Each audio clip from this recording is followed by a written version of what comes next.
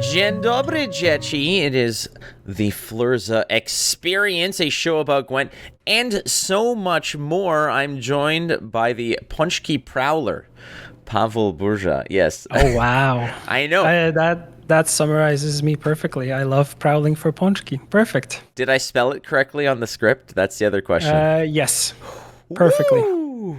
Yes, Yeah. Not a very intuitive way to spell it because it doesn't spell like it sounds in Canada or in English, but Yeah. I'm glad that I got it done. So there you are. You are the Punchki Prowler.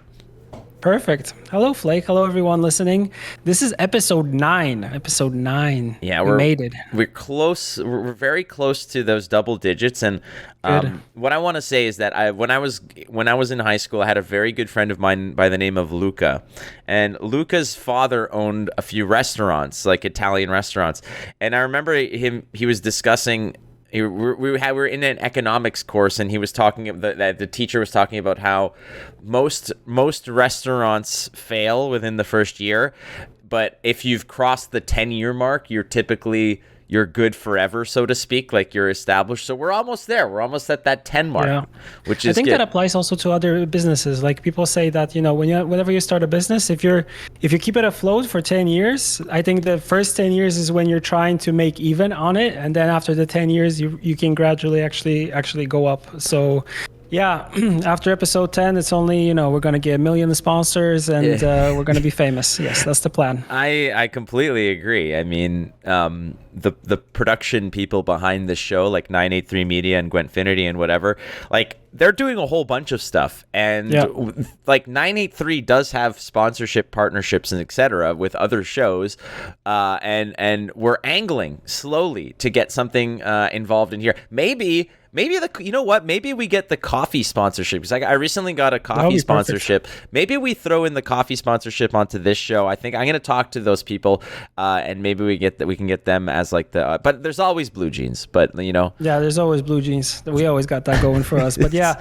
the plan is to make this a whole big thing, new thing. After we're going to make it with Flake, I'm going to quit CDPR. Flake is going to move over to Poland. Yeah. We're going to buy a house, and we're going to live the best life. It's going to be a big studio. It's going to be me, you, Geralt, and Dominica, who will basically be losing her mind on a daily basis. Yes, on a daily basis with us two idiots running around. That's the name of our new show, Two Idiots.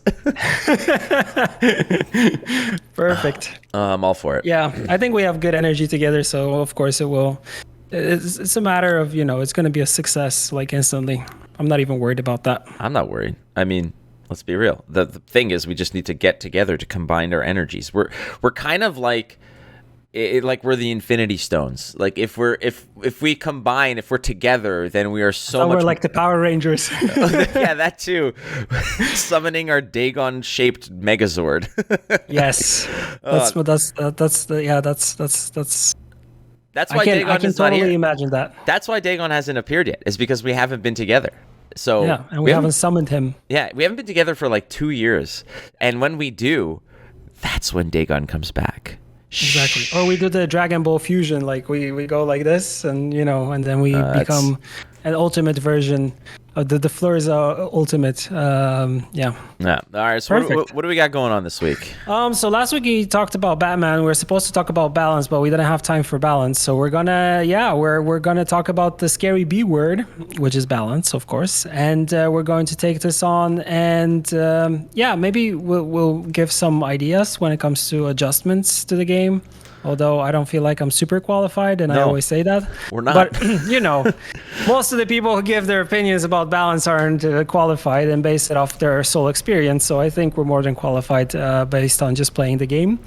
And yeah, that's what's going to happen today. And as always, we're going to kick it off with a brand spanking new Dagon rumor report. And I will say this, I had a lot of fun writing this one. So I can report that a long-range probes that have been tasked to scout out the neutral zone between Federation and Romulan space have relayed very important information. That information has been corroborated to our allies in the Klingon homeworld. Klingon homeworld. Klingon slipped there. The Klingons are cool. You've been watching Picard or something? I have been watching Picard. Yes. Now I get it. Q on us. Okay. I probably didn't. I'm not a big Trekkie. So the first time I wrote this, I wrote it like phonetically, so you would basically say it as I spelled it. But it's then I was like, no. I want to write it as it's actually spelled to see how you pronounce it. The homeworld of Kronos. Yeah. Homeworld of Kronos. We have cross-referenced the data with Vulcan top scientific minds. Of course, the Vulcans are the smartest in the universe. To confirm, with only 0.043% margin of uncertainty, Dagon isn't happening anytime soon. Yes. Man, you make these like tongue twisters almost. I try my best to just incorporate as much geekdom into these as possible. So kudos to Flake for these. Yeah, well, so I think we've done a Star Wars one, we've done a Lord of the Rings one, we've done a Star Trek one. I'm probably gonna do like a Marvel one next week, and we'll see what's what. Yeah, that one's gonna be easier for you, I think. The Lord of the Rings one was great. The Council of Elrond. By the way, really liked your second article that just dropped on Channel Fireball. If for those of you that haven't check it out, really cool. How to pretty much about playtesting with a group when you don't have a group. So and I love, of course, how you just the intro to the article is just epic. It's just epic.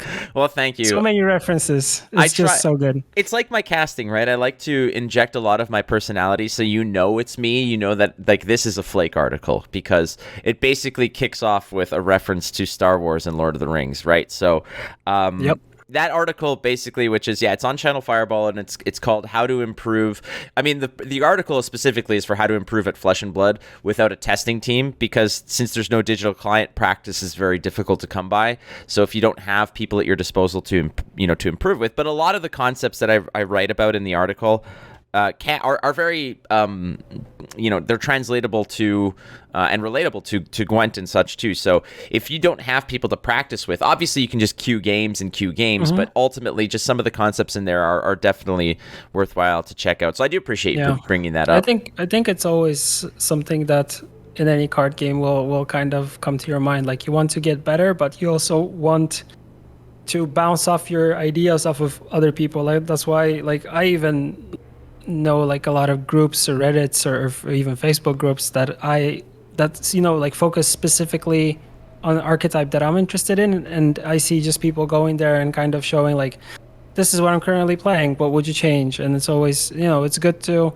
but the other thing is just testing actually, because when you have the base knowledge, some things like, for example, when I'm playing a deck, I see some things working for me, but then I'm like, maybe I would swap this, and then someone says swap it for this, but then that card doesn't really fall into my play style, but then I change it for something else, and then I'm testing. I think it's a mixed bag of things. Like you need to look at how you're playing, what you're trying to achieve, how you can make the deck better for yourself, and then test it. But yeah, it's always good to test it with other humans who can right. When I even go into like a local game store, like a LGS, just to play some games, like I like opponents that I go against that, when we're playing Magic, they come back to me with feedback like, you forgot here a trigger, or please, when you're doing this, remember about this. Like, of course, some people take that as criticism and might take it in a bad way, but I feel like whenever someone is giving you constructive criticism, you're learning from that. And also,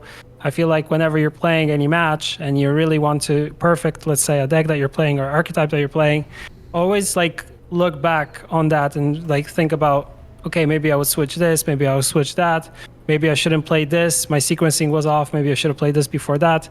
So these are all kind of things that people need to take into account when we're trying to get better. Yeah, I mean, basically, I mean, with limited resources, I mean, if you don't have anyone to play with, imagine you're just on your own. The best thing you can do is perfect the variables that you have access to, so to speak. So if you can't test your deck against other decks and see how it runs, the best thing you can do is to understand right down to the DNA of what your deck wants to do. So that way, at the very least, you have that to rely on. By eliminating as many variables as possible, you can at least see the bigger picture as clear as possible. So, that article was fun to write. It was mainly because it's something that I have always been, or up until most recently, it's something that I've always had to deal with on my own. And obviously there's the internet that helps, and a lot of the card games that I've played have digital clients. But back in the day when I used to play like Star Wars or whatnot, there was no internet, to play this stuff. You didn't have that option. Yeah, imagine that. You could go to a game store like to play, but that was the only option at that time. Or you can get together with friends and play, but it's always hard to find the time. But that's good and convenient for everybody, right? That's correct. So if you want to check it out, it's on Channel Fireball. The article is by me, Matt Highly DiMarco. recommend. Thank you very much. There's a couple of them that I've written, and a few more that are going to be coming out over time. But nice indeed. All right, so it was quite a week in Gwent history, as we are going to go back into the way back machine. And this one goes way back. But we're going to start with in 2020. This week in Gwent hit Android phones. And what I remember about this was at one of the opens, I believe it was in like late 2019 or early 2020. I believe, if I'm not mistaken, I think it was late 2019. I showed off, or I made reference, because I think iPhone, like Apple devices had it already. And I remember, they were first. Yeah. I remember in my ear while I was doing the broadcast next to McBeer during before the match where we're talking about some of the news and stuff and upcoming things, somebody spoke into my ear and said, "Oh, you can tell them about Android. It's coming, it's confirmed." So I pulled out my phone and I said, it's coming too. I do remember that a long time ago. But this week in Gwent, and I will say this, it did significantly improve my time at airports by being able to play it on my phone, and my time in the bathroom, both of which were way more productive. Yeah, normally that's the places you would play. It's funny because whenever you talk about having the any card game on your mobile device, people talk about using it on the toilet. Dude, yeah, it's just normal. All right, come on. I'm pretty sure I hit Legend in Hearthstone on the toilet. Wow. Yeah. TMI, perhaps. That is an achievement. Let's be real. I mean, that's the beauty of just being able to play quick 9 to 10 minute games. It's perfect. I was rank 1 with full stars. I'm let's give it a go. I don't think I'm in any more place that I can feel more comfortable and isolated and than right here, right now, in my apartment in Toronto. Yes. I was let's do Fortress of Solitude. Yeah, I know. That's it. There's no distractions here. Let's go. I'm I have everything I need. Perfect. Just to kind of jump into this. Yeah, every time we, I mentioned this previously with the iOS launch, whenever we go live on mobile devices, so it was first iOS and Android, the number of players that started coming in was crazy. And it was funny because actually the player base really changed with the introduction of mobile devices, because I used to jump in and look into, I still do from time to time, the comments that we get on Facebook or the DMs that we get on Facebook via Gwent, the Witcher card game. And I remember there were people asking about very, very simple things, how does this card work, or when am I supposed to pass, and very, very trivial entry level beginner questions that started coming in just when we added the game on mobile. And you kind of start seeing that it is a different target group altogether. It's not something that the PC player base, let's say, it's the PC master race, you could say. But when it comes to CCGs, people who play on PC, well, they're the ones that they perfect connection, perfect graphics, smooth, everything needs to be perfect, the cards need to be big and visible. And I kind of feel I cannot really play card games on my phone because I feel it's just too small of a device, and I feel the cards are very small. I don't know if it's just me getting old. I don't need glasses. Nothing, to anyone who has glasses or anything like that. But I'm offended. Yeah, don't feel offended. And in this, and it feels kind of I like playing either physical or playing on PC on the big screen. Yeah. It's more comfortable, and there's a lot of things going on. The amount of times that I've been on my phone at an airport trying to, I'm I'm trying to direct a Brockvar Hunter ping on the right thing, and like sometimes it's difficult. Like I don't know if I don't think I've got like these skinny little piano fingers, but like and I'm able to just do it, so it's no problem. But to me, I'm like, what if somebody didn't have like these skeleton fingers that I have? Like what would happen then? So iPad. I mean, we have players on Opens playing on mobile devices, right? Brave. So you totally can do it. Brave.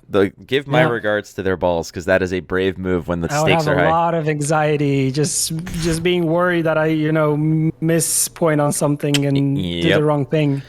Well, we've seen how when several tournaments ago, when I think it was Bart who played with a trackpad on his laptop and misplaced his tunnel drill, and I'm like, that's a technology shortcoming. Like, that's not the fact that you knew what you were doing. That wasn't a misplay. That was the fact that the equipment used was not quite up to par. So I am with you, man. I need like multiple screens. I need my comfortable chair if I'm going to be jamming games, which I did this week. I flicked on my stream for the first time in months. I saw.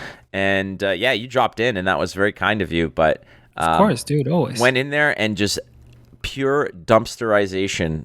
People still thinking that mill is a viable thing. Like, get bent.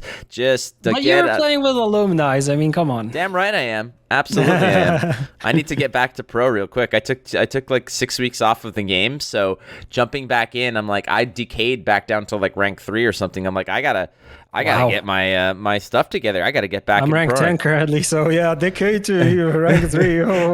For the record, somebody did scorch me, and I thought of you. So I always think of you. But, all right.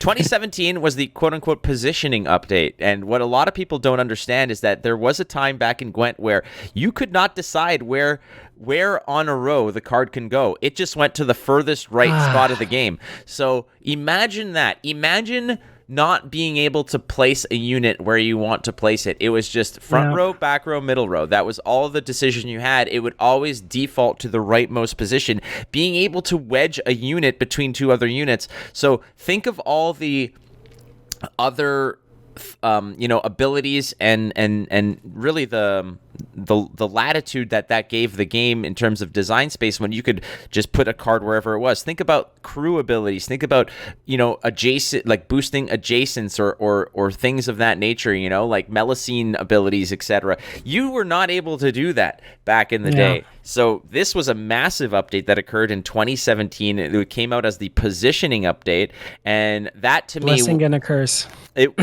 Blessing and a curse. I mean, I think it really, along with no longer having row lock, I was a fan of row lock, to be honest with you. I really was a fan of row lock. And there is some sort of quasi row lock now, with certain abilities only being utilized on melee or ranged rows. Mm-hmm. I really like how that has been dealt with up to now. But positioning update to me was kind of cool. The fact that a lot of people do not realize that you did not choose where that unit went on a row.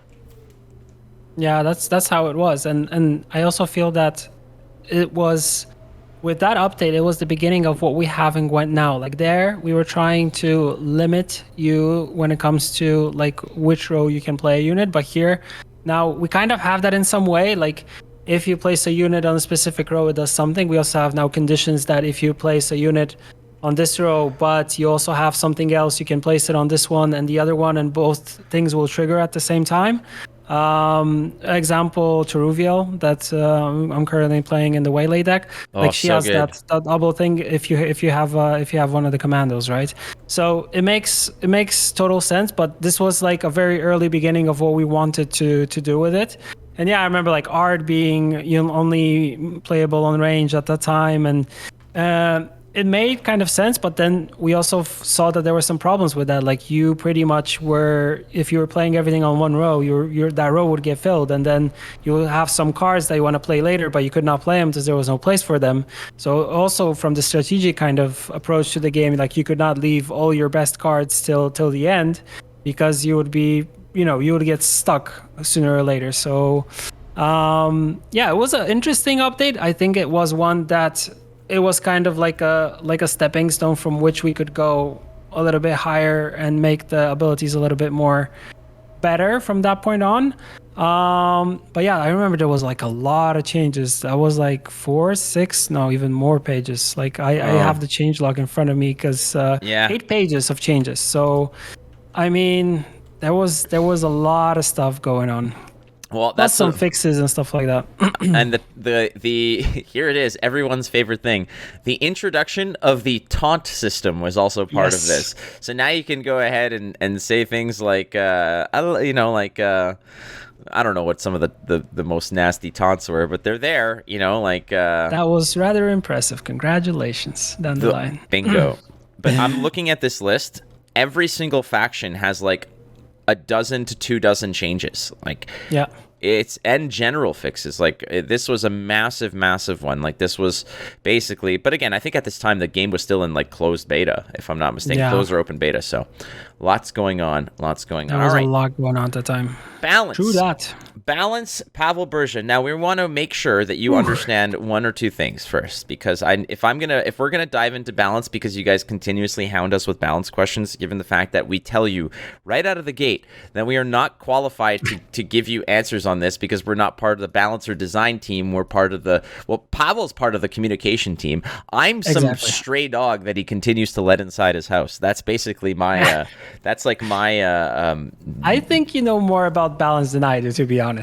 I will say, okay, look, yes, I mean, I have played probably a lot more than you, because you're more involved in the communication side, and that's the truth. Now, in the past 6 weeks, I have not played a lot at all. I mean, those are just facts. The last game I played a round of I did an arena run, and I went 7-0 on my arena run, and that was it. Like so the last time I played Gwent was on my birthday back in January. I played and streamed, and I was having a really, really terrible fit of depression. Like, it was really bad, and streaming was definitely not helping in any way. Not helping, yeah. So I made a conscious decision to just not stream anymore, and I do not regret it at all. I do not miss streaming at all in any way, shape, or form. But what I did miss was Gwent. And so I think sometime in February, I fired, or early March, I fired up a Gwent stream to do an arena run, just because I was feeling like doing an arena run. And I went 7-0, and I'm like, I retire as champ. Like, I'm still good at the game. And then after this weekend, ending on a high. Oh, big time high. Like, it was great. and like, I had just enough of my fill of Gwent, and reconnecting with some of the wonderful people who jump into the stream and say hello. But that was it. I just did my 7 games. I played for like 2 or 3 hours, and then I packed it up and went back to just enjoying my life of obscurity and going and whatnot. I mean, you have a lot of things going on right now. I do. I'm not surprised, man. I do. Yeah, I think you have more than a bag full, because I know since we have similar personalities, we like when there's a lot of things going on, when there's multiple things happening, and when we can bounce from one thing to the other, and kind of there's this constant tempo of stuff, and yeah, I totally get that. Oh, it's necessary. It keeps me. It keeps me. I don't want to say distracted, but being busy being productive allows me to just feel self-worth and to feel validation and such, and that's something that is I've always struggled with. But ultimately, I fired up a stream yesterday, and I played some of the decks that Shinmiri recommended, and we just continued onward, and I just kept playing. And there was some great decks that I played, one of which I have to give full props to Tia's list, the elf list that you recommended. It's really good. And she was in the chat as well, and I don't know if she stuck around to see me absolutely wallop with that deck, but that deck is delicious. I am on that list, and today, as we're recording this, it is Wednesday the 23rd. When I'm done with this later this afternoon, I'm going to fire up another stream, because I'm itching to play that list again. And like I said, playing Gwent and streaming Gwent are 2 different things. I've had an itch to play the game for a while, but I've time and scheduling conflicts has been difficult. I've been very involved in Flesh and Blood in the development of that game. And this past weekend, I was in Indianapolis doing the casting for their major tournament, their major localized sort of. I don't know what they're called, but it's like an open, let's say. So I was doing that, and as soon as I got home late on Monday night, and Tuesday morning rolls around. I had a couple interviews to do and stuff, and then as soon as that was done, I'm like, fire up Gwent, let's go, baby, Nice. back on board. So that was awesome. But yeah, like we mentioned, balancing the game is not our expertise. That's not what we do. But you guys constantly, every single time we try to field questions, ask us about balance questions. So we're just gonna, in one foul swoop, one big swing, just discuss balance. And I wanted to lead this off by talking briefly about how absolutely ridiculously difficult it is to balance a card game. Please, everyone, drill that into your minds and staple it to the floor, because I promise you that you think you know how to balance a card game, and I guarantee you do not, because there are so many more things that are up in play than just tweaking a provision by one or two. Please understand that. Show me a card game that did balance right, like 100% right, when everybody's happy. Like there's always something. There's always an archetype which you feel like is underloved. There is always an archetype which is OP because, and it's difficult also to say, because it might be OP for you on your rank where you're playing, or you just get pitted against something because it's something that people are playing at a given time, and then the meta shifts and they choose something else, and that other thing is broken now. And there are things that you've been playing since the beginning and you can't let go, and you feel like that needs more love. Like balance will always be a living thing, and I think also with balance you will never be 100% happy. Any card game that you're playing, you're never going to be 100% happy. You as an individual might be 100% happy, but that's taking it from a very subjective point of view, when you have to understand that there are hundreds of thousands of other players playing the game who might not be happy, because in order to, okay, so let me just address something. When you say that there's like, what other card game had it down pat and balance was good? Well, I can maybe pull up certain examples. For example, like, okay, maybe within the first few months of Gwent, or first year of Gwent, when it was just whatever, maybe it was slightly balanced. But every card game that you can potentially say, like, this card game was balanced. Hearthstone, when it launched, was balanced. Hearthstone, when it launched, had like 150 cards. So it's not hard to balance that many factions with that many cards. But as you continuously add variables to the equation, it is going to feel more difficult. It is just giant equation, and you're adding X's and Y's and A's and B's and C's and all kinds of other, various different. Unless you have standard rotation. Okay, I was gonna get to that.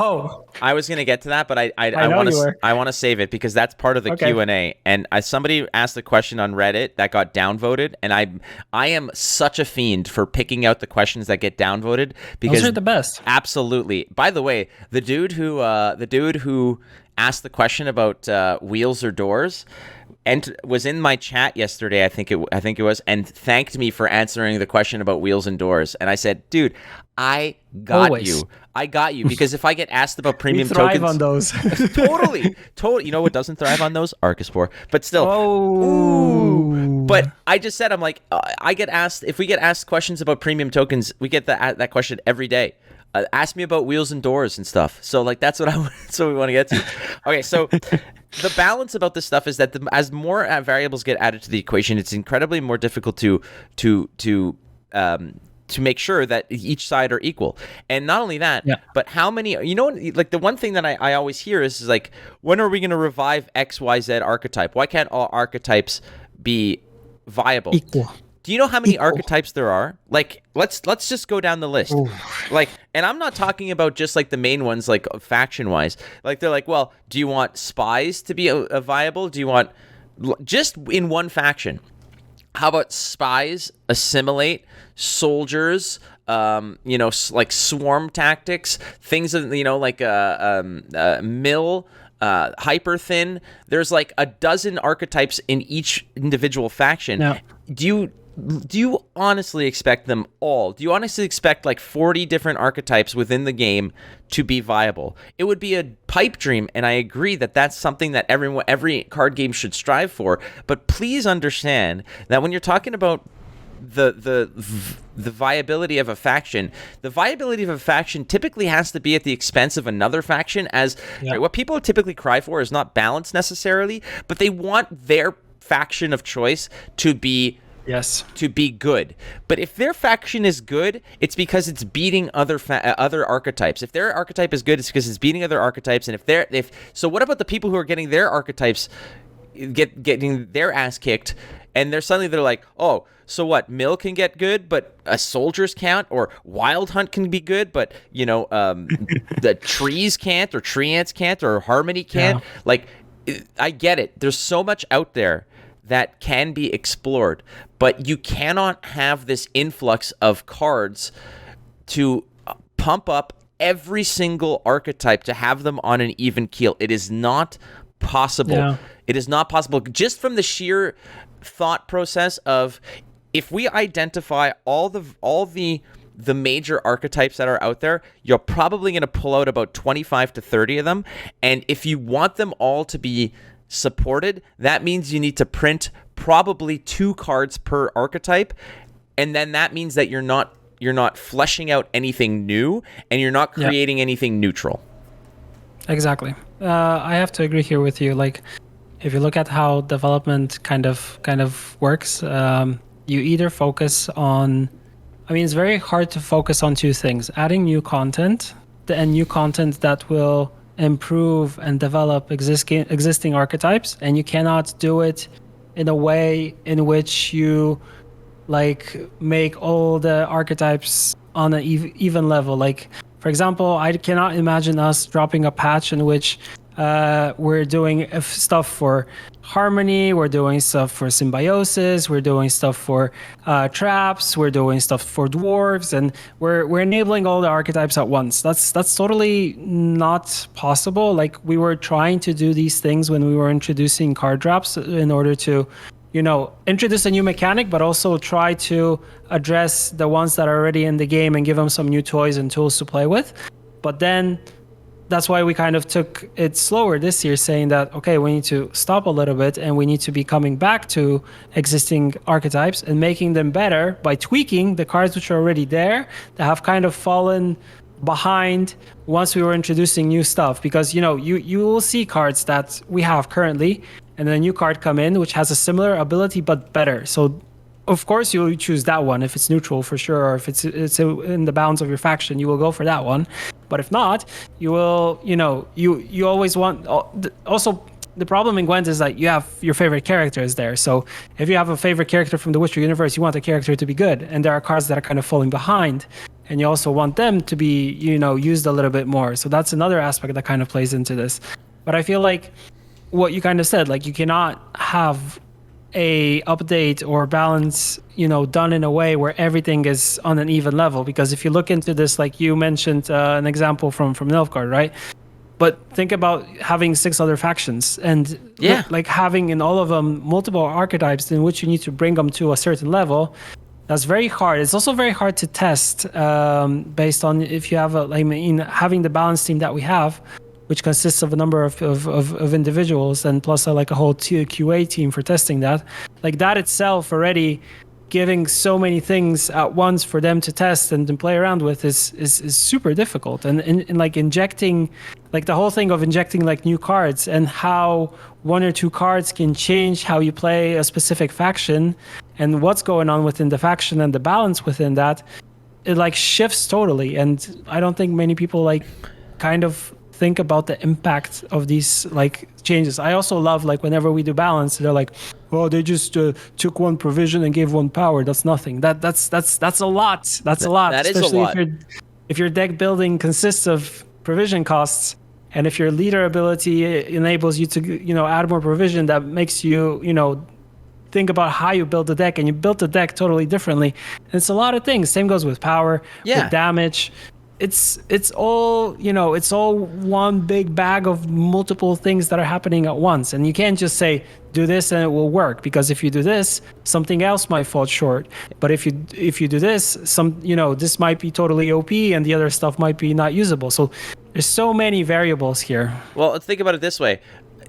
And I'm just going to use a couple examples, but when the Crones were 8 provisions, they didn't see a sniff of any meta. Then they got busted down to 7. Suddenly, they're in every monster deck to a degree. Same thing with old school Witcher trios. Or when they were first introduced in Homecoming, they were in every deck. And then they got their power was nerfed by 1, and everyone's like, this is unplayable. So it's not just about 1 or 2 provisions here or there or whatnot. There's such an intricate balance. And you mentioned, like I talked about Nilfgaard, you talked about Scoia'tael, and you left out a lot of very important archetypes. You left out movement. You left out hand buff. You left out Elf Swarm. Like, these are all extra. Think about this. Like, there's a lot.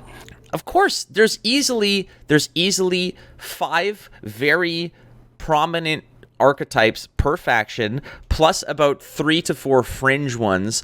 And then so if you want every single archetype to get love, and I know what you're saying, you're probably listening to this right now and saying, yeah, but what about 1? Let's just focus on 1. Okay, but that's the one that you want. But what about Joe Schmo and Judy Schmoody, who, I don't, those are names I've made up. If your name is Joe Schmo or Judy Schmoody, I apologize. But what about these people who are like, yeah, okay, but what about Reveal? Or what about,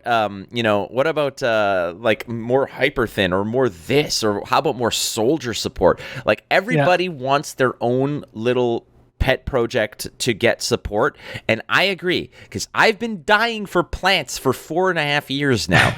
But that said, I promise you that you can't have it all. And if you get what you want, you're going to be satisfied, and then you're going to look at all the other people whining for their own little taste and saying like, okay, what are you guys whining about? We just got some, like, so please understand that every card set that gets busted out needs to maybe, prop up something that's been failing, be it, relics or this or that or insectoids or swarm or whatnot.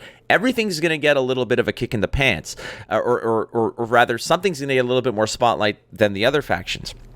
Doesn't mean that the other factions are just, whipping boys for the rest of the meta. It's that it's not their turn yet, and things. I get it that some things are desperate to get help, but soldiers was a viable archetype for a while. Same thing with aristocrats. Same thing with so.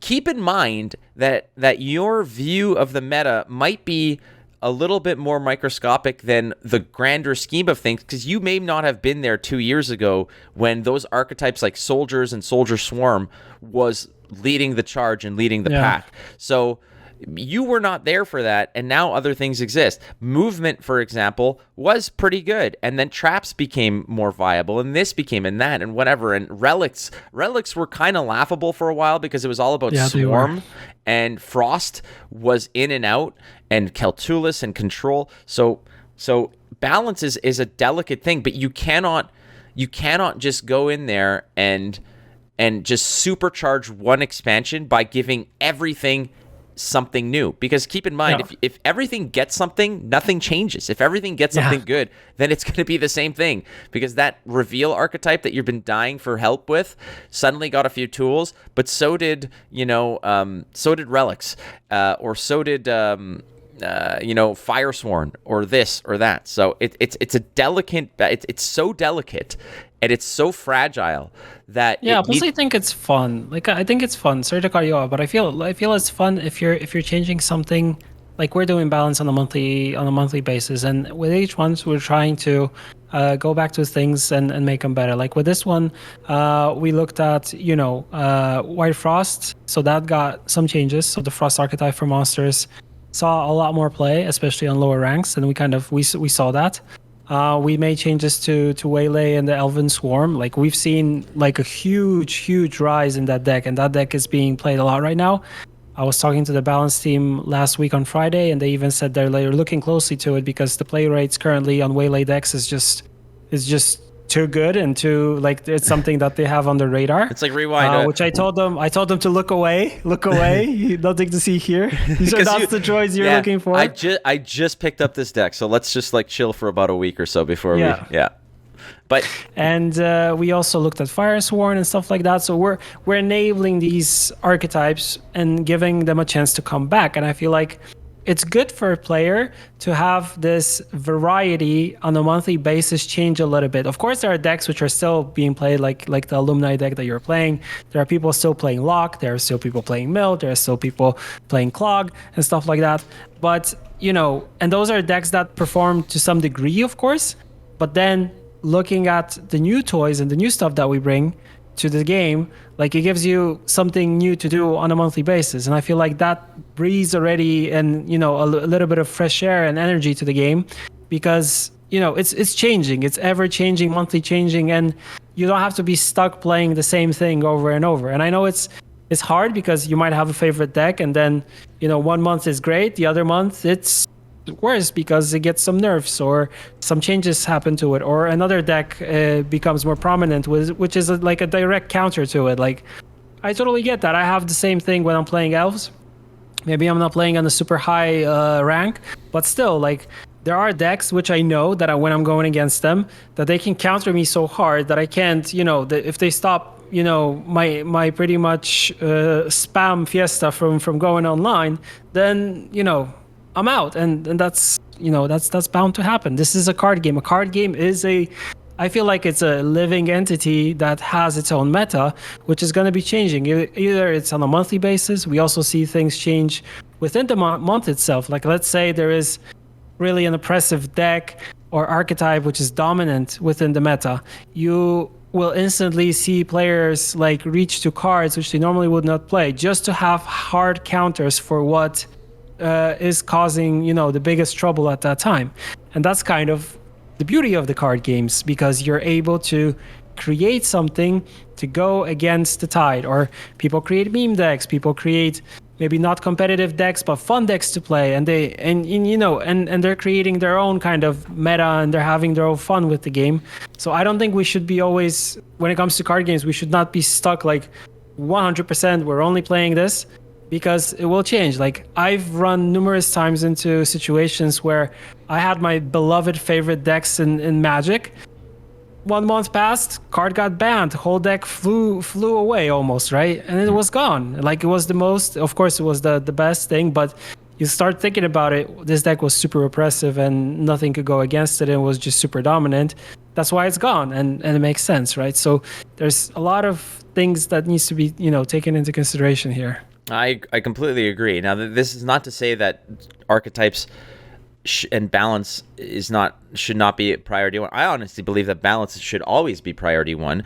But but the problem is this is constantly evolving and adapting. It's like the freaking Borg. Like, you might fire your phaser at the Borg, and nail it, and like, all right, we're balanced. Then the next one shows up and you fire your same phaser at it, and it's like, they've adapted. Like, oh no, like, it's ineffective. We need to, reharmonize the frequencies on our phasers. Okay, Star Trek is. I still remember the saying, "We are the Borg. Resistance is futile." It's just so good. Yeah, so exactly. Good. We are the meta. Balance is futile. Like, that's kind of where we're at this point. But listen, to everybody who's constantly out there, just sort of banging the drum of balance is inachievable. Keep that in mind. It is inachievable. It is not achievable in any card game. There will always be a constant flux of adaptation of metas and players who are constantly looking to break the particular tide that they're swimming in terms of what decks are strong and whatnot. And I feel like sometimes there's a little bit of onus on the player base to actually, I don't want to say figure it out yourself, because there are always going to be cards that need tweaking here or there. But for the most part, if there's a particular deck that you don't like, sometimes the answer's out there, and it's not up to the developer to just go in and turn a knob because that deck annoys you. If your Swarm deck keeps getting dumpstered by, I don't know, like a Skellige control deck, maybe don't play that deck. It's not that your deck is bad or the other deck is OP. It's the fact that you just keep trying to fit a square peg through a round hole, and it's not going to work. And that is definitely part of it. Now, again, people are like, you don't get it. There's clearly some overpowered cards out there that need balancing and some weak stuff that needs boosting up. Yes, but it can't. There always will be. It can't always be done at the same freaking time. You're trying to balance an equation of 800 variables or 800 or 1,000 variables, however many cards there are. And that is inachievable. It's an inachievable thing. Okay, like, do you guys remember the quadratic equation? There's like 4 variables in that monster, and that's difficult enough to figure out, but it's doable. Now picture that thing on steroids with a rocket ship up its ass. That's basically what balance is. Yeah, I have to agree. Plus, I think like, coming back to what I was kind of saying, like, it also lets you try different things. Like, you don't have to be stuck in your way playing the same thing on a monthly basis. You can be checking out other things, building different decks. Maybe you also, maybe you want to like build the deck that you're having trouble going against because you can learn how to play it, or you can see what you can do with that deck in order to counter it. Maybe there's like so many things that you can be doing instead of just being stuck in your way saying like, no, I want this deck to be better. I want this card to look like this. Fix it, and yeah, like you said, leave it to the developers. They have to figure it out because this is the only thing I'm playing, and they have to fix it. It's out of my hands, right? Essentially, but that said, it's something that I feel is constantly being strived for. The fact that CDPR, you guys are really just putting out very frequent balance patch updates and something that is a very important thing to do as well. And again, it's just the series of knobs and frequencies that you guys are constantly tuning. But whenever you're adding more cards and adding more content, that just disrupts the what the equation even looks like. You're throwing in more variables to it, so it's difficult. But keep in mind that if you want to achieve that balance, it doesn't mean a balance is not necessarily that everything is on the same keel and it's just a straight line, that horizon is perfectly flat. Sometimes you're going to have a peak, but for every peak there needs to be a valley, and in that case, when everything is evened out and averaged, you're going to have a balance. Now, obviously, you want that valley to eventually become a peak, and you want that peak to become a valley. But if everything's even Steven, that is just unattainable. It's just not possible. But you need to look at it from a broader perspective. If it was just this gigantic peak and a series of small valleys, that's not good. But if there's going to be several peaks and several valleys over time, those are going to shift and change, and you're going to have what looks like a better frequency for everybody to tune into, and that harmony is going to be a little bit more palatable to your ears, to use an analogy there. But balance is difficult. This was something that Jason also touched upon. It was currently posted. Also, I saw it on Reddit. Like, he said there very openly, like, if you guys would like us to have everything to balance, like, we can make this a boost and damage game, and it will be balanced the same way that chess is, like 100% balanced. But would you guys want to really play that? Would that be fun for you on a monthly basis? Well, I reckon not, because what's the point of playing if you can understand the outcome based on if you're going first or second or the cards that you have in hand? I mean, some people like decks that are super consistent, which is good, but some people just like to play around with the cards that they have and the hands that they, that are pretty much drawn. Like, I feel like still deck like Gwent, when it comes to deck building and the amounts of cards that you draw and the possibility of thinning within the game is very good, because you're most likely almost able to catch all the cards that you want to have. Like, you get to play your best golds easily, or you get to tutor for them, and it's not like you're playing a 60 card deck and you get mana screwed like you have in different card games. And I feel like from a consistency standpoint, that's also good. But you won't always have this perfect scenario where you have all the good cards that you want and your sequencing is perfect and you're playing everything like it should be, and you're not going to be always realizing that to a 100% manner. And when it comes to balance, like, those are things that we also need to take into account, is like, what's your probability of actually drawing into these cards? Because sometimes you just don't draw the card that you need, and then you don't have an option to get it from anywhere else. And you also learn from that. Maybe I should have thinned here. Maybe I should have played this round a little bit longer to get more cards out. And then, mulligans, and maybe I would have a bigger chance to get to that card. Like, there's multiple factors. Or maybe if my opponent played in a different way, I would be able to do that. So all these things kind of are fun in the card game because they're very, people say it's RNG and stuff like that. Well, this is also why we play card games. Like, we want to have fun and we want this variability. We don't want everything to be cookie cutter. I play this, I play that, I play that. Everything resolves, everything works, and I win. Well, if that was the point, then we would not be learning anything from any card game that we play, right? Spot on. So, yeah, if you noticed, ladies and gentlemen, we didn't attempt to balance any cards because, again, like we mentioned at the top of this whole segment, is that we're not good at that and we're not even going to attempt it. So don't even try asking. Gale needs to be balanced. I'm saying this on a weekly basis, on a weekly call that we have with the balance team. Please buff Pafko. That's my thing. Don't look at Waylay, and I want Gord and Scorch to come back what they used to be. And those are my petitions. Those are my weekly petitions that I always say, and they always get out of here. Pafko Gale, 4 provisions, 8 strength, zeal, veil, shield. Yes. What else we got? It also has an ability where it says cannot be the target of anything, of Scorch or Curse of Corruption or anything like that, and does not count towards cannot be banished, Igni. Cannot be destroyed. Yeah, there you go. That's our balance, and that's why you shouldn't trust us on this stuff. Okay. Easy. That's our topic. We got the question and answer period coming around the corner. So, would you like to kick it to our imaginary sponsors, Mr. Pavko?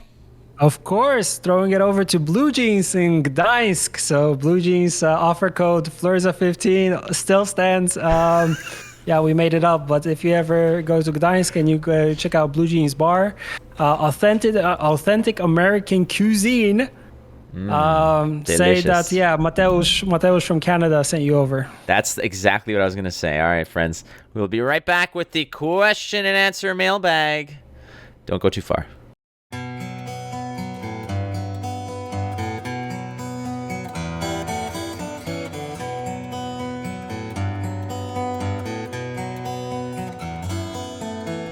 All right, ladies and gentlemen, or Dzieci, as we started in the beginning, welcome to the Q&A, aka the mailbag. And I will start you off because we got some nice questions, mainly coming in from Reddit this week. Thank you to everyone who has asked their question, provided support. It's nice that we also get to interact with you and talk to you within the questions that you ask. I think it's always really, really cool. And then people always say probably they won't answer that, and we can actually answer it in the thread, which is the best. I think we did that last week. Yeah. But yeah, without further ado, let's start with one of the moderators from Reddit, Mlakas.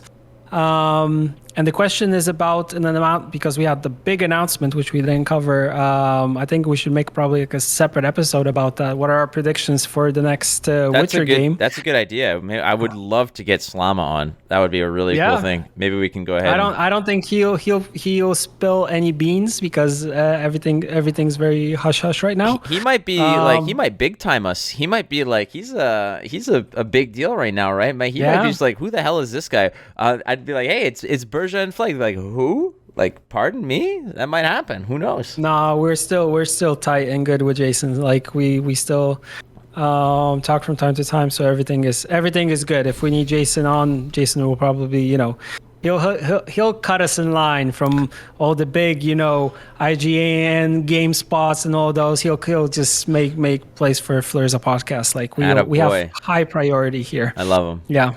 Plus, me working for CDPR is always much easier just to actually go like, hey, this is important. This is the most important PR stunt that we're gonna do. So the question is, speaking of the new Witcher game that was teased this week, would you like to see Gwent in the next Witcher game? If yes, should it be closer to current Gwent or just a copy of Witcher 3 Gwent? And before we answer that, I would like to say that I have no visibility when it comes to Gwent in the new Witcher game. So these are going to be 100% my and Flake's, let's say, predictions or opinions of what it should be, but they're not based on facts, especially mine. Totally not based on facts. I did not check this. I did not do any research. I did not talk to Jason. Just putting that out there so people don't say like, oh, Burza said that and that's for sure. That's canon. That's going to happen. So, would you like to see Gwent in the Witcher game? Like, you probably don't care about RPGs, so Not. it's like whatever. I'm like this close to getting Dark Souls / Elden Ring, trying to get into those. I hear a lot of good things about those, but I've said this many times. I know nothing. I've read one Witcher book, which was enjoyable, but I haven't played any of the Witcher games. I played Witcher 1 for about 30 minutes. I just don't like RPGs for the most part, not because they're bad, but because it's a commitment that I am not typically content making. But I do actually have an opinion on this, and I would not like to see Gwent or any iteration of Gwent in the new game. I think that they should do something different as a side game. I think that's what they have to do. But implementing Gwent into Witcher 3, it might be a nice little kick in the pants for the game for like from that perspective of saying like, hey, check out Gwent. Like it would be good for Gwent, I think, but at the same time, the amount of potential feather ruffling that might occur if that version of Gwent is different and people prefer it or don't like it or this or that. Well, why is it like this and why isn't it like this and why can't we get this card in here and this and that and whatever? Gwent already existed in a Witcher game, and I think that's perfectly fine. But I think it's time to move on to perhaps something a different type of mini game that could be just as impactful as Gwent is. I'm not saying it has to be a card game, but maybe it's something different.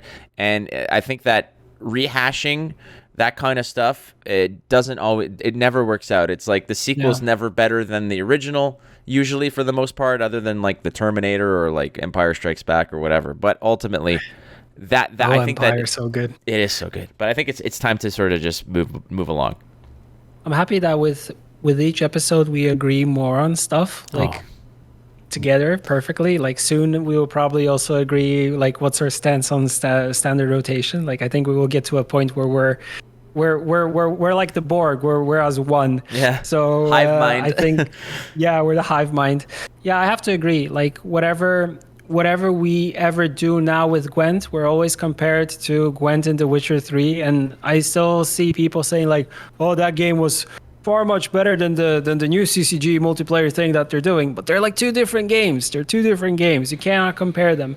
And I feel like if we ever wanted to make a Gwent 2.0, it would always be compared to the previous one. And then we'll be like, the previous one did this better. But then back in the beta days, this was better. But then in the open beta, this was better. So you will get infinite comparisons between what the game should be, how it should play, what should happen, and it's not doing any justice to the current Gwent. It would be nice to have a lot of Gwent Easter eggs and kind of nods going towards the standalone game and the multiplayer game, but it would not be cool to have like a new version that would be compared to what we have as the multiplayer, or for that to be even compared what was in The Witcher 3 Wild Hunt, because that for some people I think will always be the pinnacle of Gwent gameplay, the best one, nothing can compare. Whatever you guys do, you just have to like go back to that one, make it 1-to-1. Like the opinions here will be going from one side to another, but I feel like just trying to make it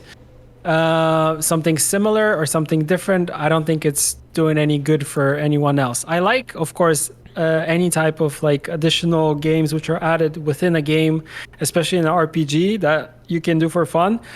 I'm not the consumer of these things, because when I play an RPG, I try to go through the main storyline plus some side quests, which might have which tell a cool story that will stay with me and that I can reflect upon. That's really cool. I am not the type of person that will play a game in order to just do the game within the game. Like I don't think it's for me. And I know there's a lot of games that try to do this, and I think it's for a specific audience and crowd. For me, if I want to play a card game, I would play a card game outside the RPG. If I want to play an RPG, I want to play the RPG, and I want to focus on the story, and I want to like stick to that one thing. Great question. Thank you, Malakus Awesome question. From Reddit. Yeah, great stuff, and good job on the moderation. We appreciate your efforts, my friend. Next question from Serene Shireen, who is... This is a big one. This is a big one. This is a Flurza question. This is what we want. Like, if you're listening to this and you're like, how do I get my question guaranteed to show up on the show? Well, there's two ways. Number one is ask something that gets downvoted to hell. That's definitely one way to get my attention. The other is to ask a question like this. Serene Shireen asks, is a hot dog a sandwich? That is... Dum, dum, dum. So... Mr. Pavel Burza, is a hot dog a sandwich? I say yes, because according to the Oxford Language Dictionary, because I was thinking about this on my bike ride for 2 hours. 2 hours I spent on this. Is a hot dog sandwich. So an item of food consisting of 2 pieces of bread with a filling between them, eaten as a light meal. I say a hot dog fills into that. The question is, you have 2 pieces of bread, kind of, but they're kind of, depends how the hot dog, like normally they're done in a way where nothing falls out of it. So it's 1 piece. Can a 1 piece though be still I see this 2 pieces of bread, or is it 1 piece of bread and a filling? All right, like so this is maybe it's a pizza then, right? Precisely. This is why you and I are becoming the Borg together, because I had the exact same thought as you, and I didn't go in. First of all, I don't go on 2-hour bike rides. I don't go on 1 hour or 1 minute bike rides, but I do spend a lot of time thinking about dumb garbage like this. And here's the deal. If you've gone to any major sandwich place and you order a sandwich, they take the fresh bun or the fresh piece of bread, the 6 or 12 inch or whatever, they just cut a slit in it, they spread it open, they jam the stuff in there, and they call it a sandwich. And that is a sandwich. So what is a hot dog? The hot dog is a sandwich. But I get the fact that the Oxford Dictionary said 2 pieces of bread. It's not 2 pieces of bread. It's 1 piece of bread with kind of this trench in the middle that you fill with delicious goodness. I am going to say that a hot dog is in fact a sandwich, and I will say so myself too. For the same reason that a Philly cheesesteak's a sandwich, for the same reason that Philly cheesesteak, right? Good. Or a veal parm sandwich is a sandwich, because that bun, that bread, you go to Subway, you go to any of these places, Quiznos or whatever the hell else you have around you, you open that bad boy up, you put stuff in it. It's the same deal, my friends. A hot dog is a sandwich, and if you're saying you get to choose a lot of toppings on them, so damn right. Sauces and stuff like that. If you think it's not, you are lying to yourselves, friends. Go look at yourself. Go look at yourselves in the mirror and rethink your life. So we solved that for you, easy. So from now on, hot dog is a sandwich. And you can get one at Blue Jeans. Yes, we firmly stand by that. Remember, Blue Jeans for Flurza sure they have hot dogs, 100%. All right, next up, by T. Loliet. Do you ever feel superior to the CCG competition around you? I love this question, because this is a very pendulum swinging feeling I have sometimes, where some days I feel like I'm unstoppable and that nobody can beat me, and some days I feel like there is absolutely no way I can cobble together or stitch together a win. And this is part maybe of imposter syndrome and such, but I most recently I've performed exceptionally well in a very high level tournament scene, wherein I got but declined a Pro Tour invite for Flesh and Blood. So mainly because I'm on the casting team and I would rather cast than play, but I had the opportunity to have a Pro Tour invite. I could have been a pro, a real pro, and I said, and I kudos to you for that. Yeah, and we did. I basically cut a deal with somebody who really wanted it, who was in contention with me, so they have it, and they very much deserve it. But I only feel superior playing CCGs, if we're talking about Gwent specifically, when I load in and it's like Ursine Ritual and someone drops a Ceres and they're playing Lippy, oh, you best believe I feel superior. I feel superior in the card game. I feel superior morally. I feel superior from a spiritual perspective. Every little aspect of my life just gets this nice little chakra boost, this chi boost, where I'm like, I feel superior. But in reality, it's hard to feel superior when I'm casting matches where the best in the world, the Colomones, the Tailbots, the Piables, when they're slinging cards and you are just feeling like you're like, wow, like this is impressive. It is nearly impossible for me to feel superior. However, when I'm on ladder and I call a play and I see the lines and Twitch chat is arguing with you and you're like, hold on a second. Patience. There's a plan here, and then it works out. For instance, yesterday, I streamed and I played a bunch of games, and there was some people who were like, "Why are you doing this? Just do this now. Just do this now." And I'm like, "No, hold on. There's a reason why we're holding off." And when the payoff occurs, you feel good. So in those situations, I do kind of feel, but Superiors has a negative connotation to it. I feel validated. I feel, worth it. I feel, good enough, so to speak. Yeah, for me, hardly ever, to be very, very precise. Like, I've get to also, like Flakes, see, some of the competitors that we have in our official tournaments play the game at such a high level that I know I won't be ever able to reach that level. I would have to just pretty much quit my job and start playing Gwent competitively in order to get to that, let's say, high level of competitiveness. Maybe I also don't feel like I feel superior, but there are places where I feel that I know how to pilot a deck because I've played so many games with it that I am pretty much, and I know the meta that within, like, the deck is within a meta and I know what the meta is about. I'm more or less able to anticipate what's going to happen. That's where I feel comfortable playing in with the competition that is around me. I feel like maybe when we used to have internal tournaments, when I used to be playing the game like very, very a lot, there were a couple, tournaments that I felt like, I was at the top there, but then there's always someone who will surprise you with something, or will do a wacky play, or will come with a crazy wacky deck which you haven't played against. So, but this is really cool, and this is also something that you learn about. I also feel like, maybe not superior, but I also feel good when I can reflect on a match that I just played and I know that I lost because I either didn't draw into something, or my opponent had, a godlike hand, or had all the answers, or had the removal, or had whatever. But I know that, I played well enough and I executed the game plan the way I wanted. That makes me feel good about myself in terms of like playing the game. So that kind of validates how I have played, and I'm happy with it.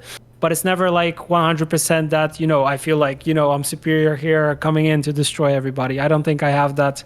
I don't think I also have that in my personality to feel that.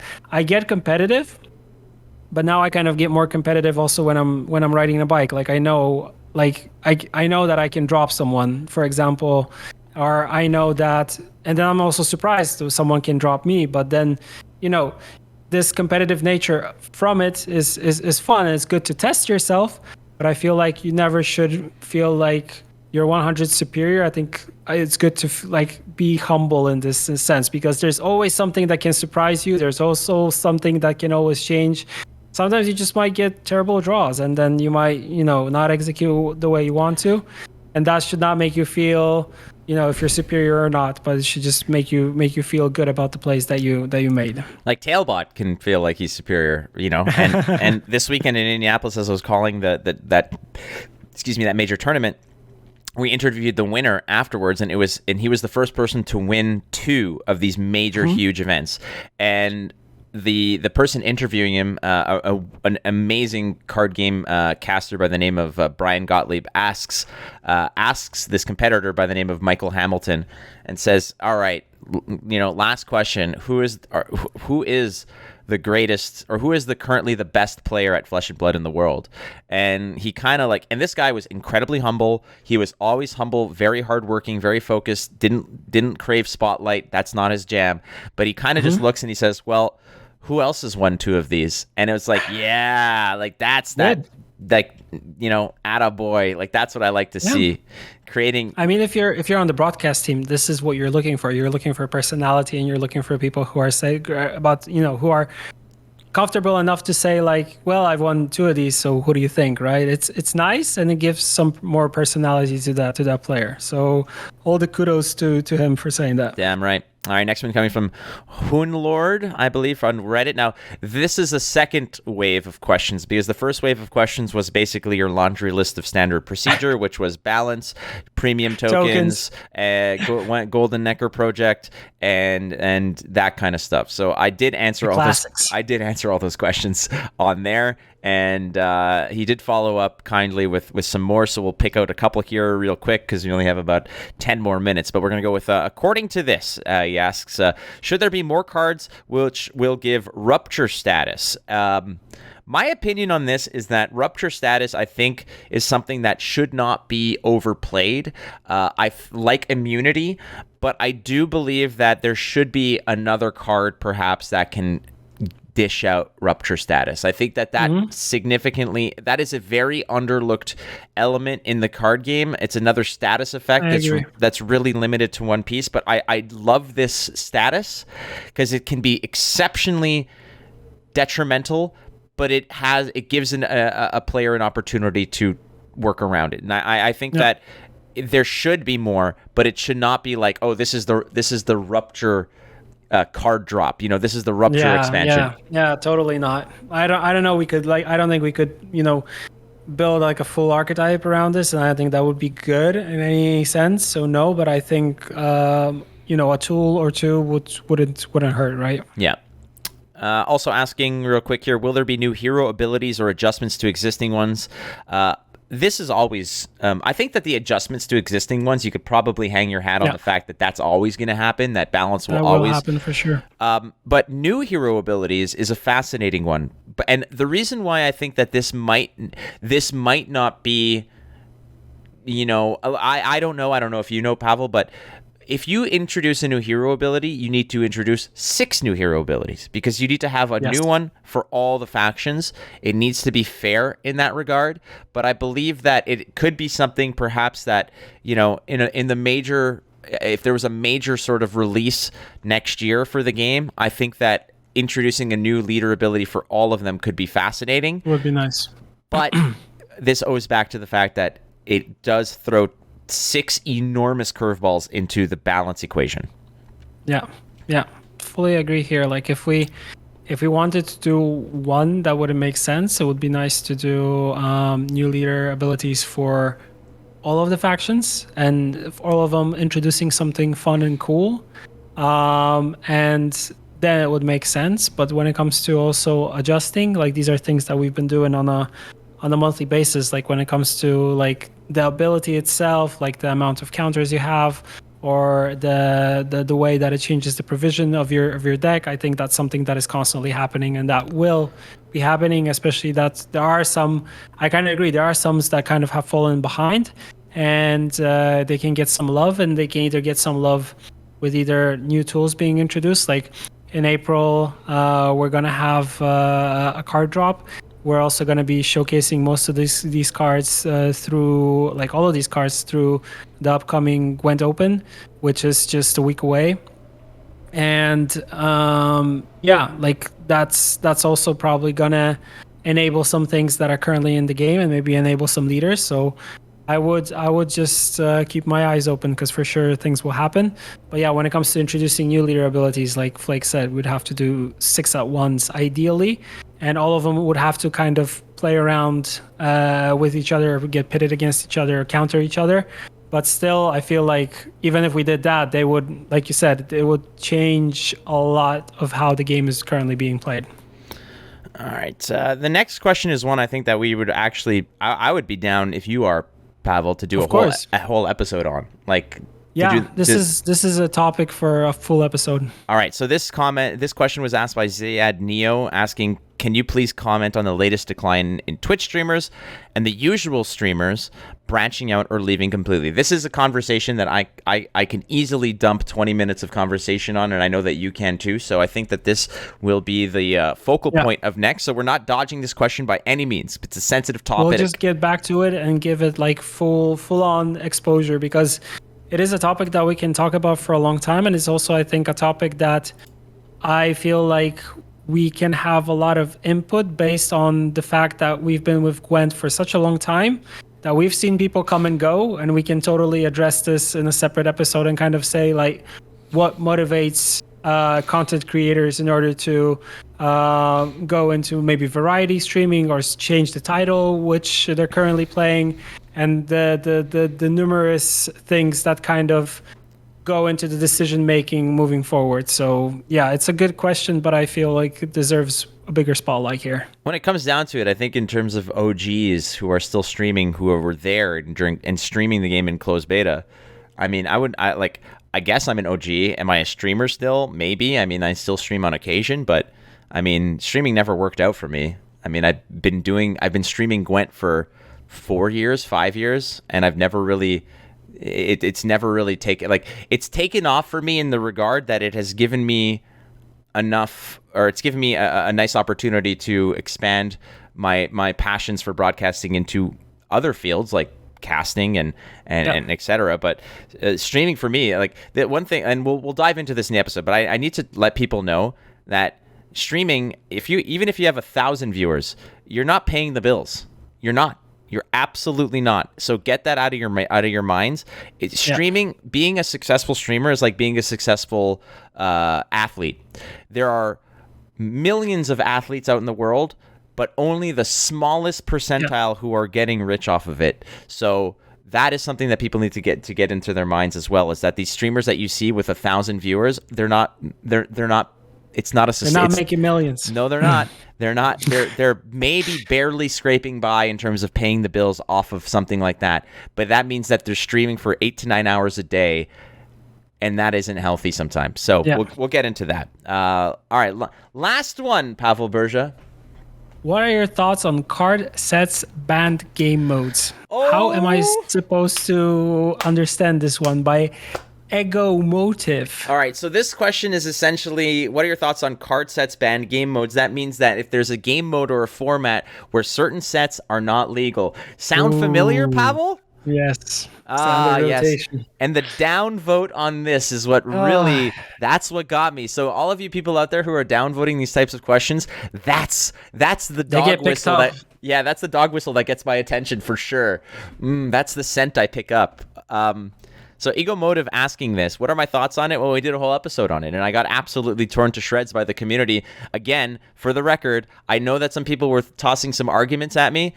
Okay, out of all of the people who responded to that, maybe 2% actually provided arguments against standard rotation.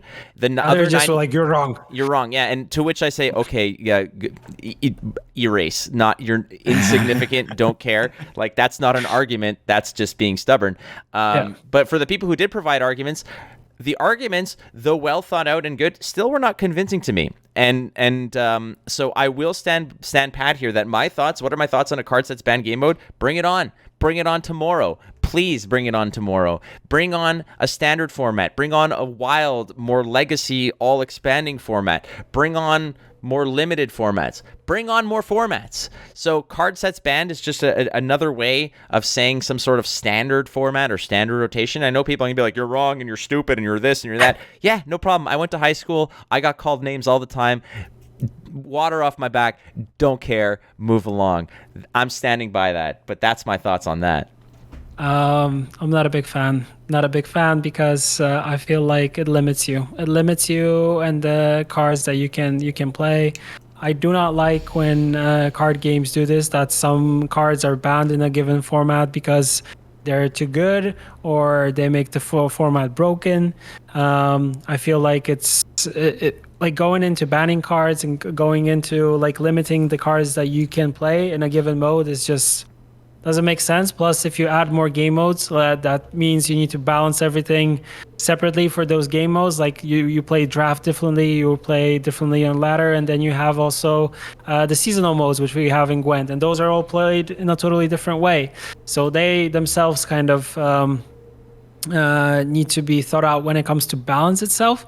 But then if you're introducing more game modes and then you're saying like, okay, this card can play, but this one can't play because in this game mode or in this environment, it will not work, then you're limiting the player base in terms of like what they can be actually playing with and using. So not a fan. I don't like the limiting, and I also don't like the fact of taking stuff away from players. So these are things that I'm always kind of against, because it just feels bad. It feels bad if you own something and you can't use it and you can't play it, because you're limited, and I will always stand behind that. So, what feels bad? The fact that we went through this whole episode fully assimilating ourselves into board format, and suddenly then we split. The massive schism between all of us. All right. Well, That's the episode, ladies and gentlemen, episode 9 of the Flurza experience. And I will end this episode as I do every episode and say, I love you, Pavel Burza. Love you too, buddy. Always awesome. And I love everybody in the Gwent community. So thank you for everyone who, or even if you're not from the Gwent community, but you're just a CCG fan and you tune into this podcast, I would like to thank you for your support, for listening in. And yeah, we get to have fun. I love that you guys still ask a lot of questions. And yeah, let's just keep this going for as long as we can, because it's my way of hanging out with my buddy here. And we talk about stuff that we love, which is nerdy card games. And that's the thing that will continue for us for sure. Thank you for the support. I'll say that I love like 98% of you all. Because I have received hate mail in the past, and I'll attribute it to about 2% of the community. But people like to send me some pretty hateful stuff sometimes. I'm like, okay. It's like, all right, cool. It's just sometimes I get it, and it's all good. I'll live another day. Yeah, it's no problem, stranger. You got it. And on that note, friends, don't forget. Thanks for the questions. Submit them anytime. And don't forget you're not losing if you're learning, friends. Keep playing the card games. You might win. We'll see you next week on the Flurza Experience. Bye. Bye.